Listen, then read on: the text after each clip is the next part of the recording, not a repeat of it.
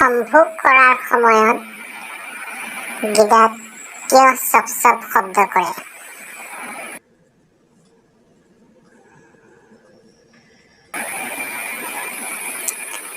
গিদাত ৰস বেছি জমা হোৱাৰ কাৰণে। সাধাৰণতে পতি আৰু পত্নীৰ বয়সৰ মাজত কিমান বছৰ ব্যৱধান থাকিব লাগে?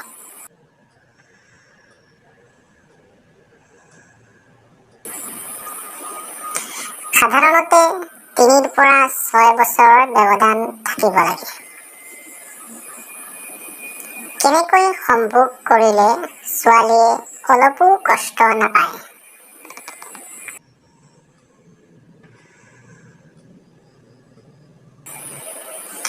গিদা আৰু লিংগত ভালকৈ তেল লগাই কৰিলে।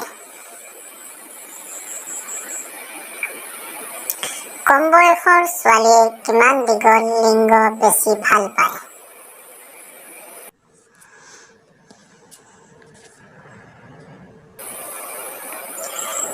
5 পৰা 6 ইঞ্চি দীঘল লিংগ বেছি ভাল পায়।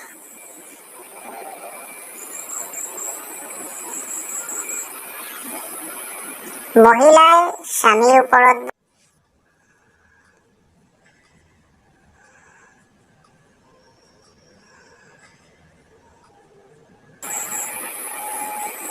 মাজৰাতি স্ত্ৰী যেতিয়া উত্তেজিত হয় আৰু স্বামী টোপনিত থাকে,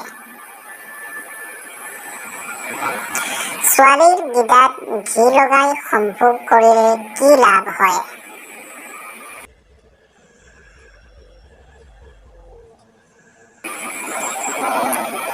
ছোৱালীজনীয়ে বেছি কষ্ট নাপায়।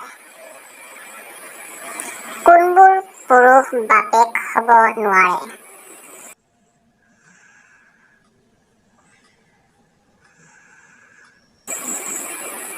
যিবোৰ পুৰুষৰ বীৰ্য পানীৰ দৰে পাতল হয়।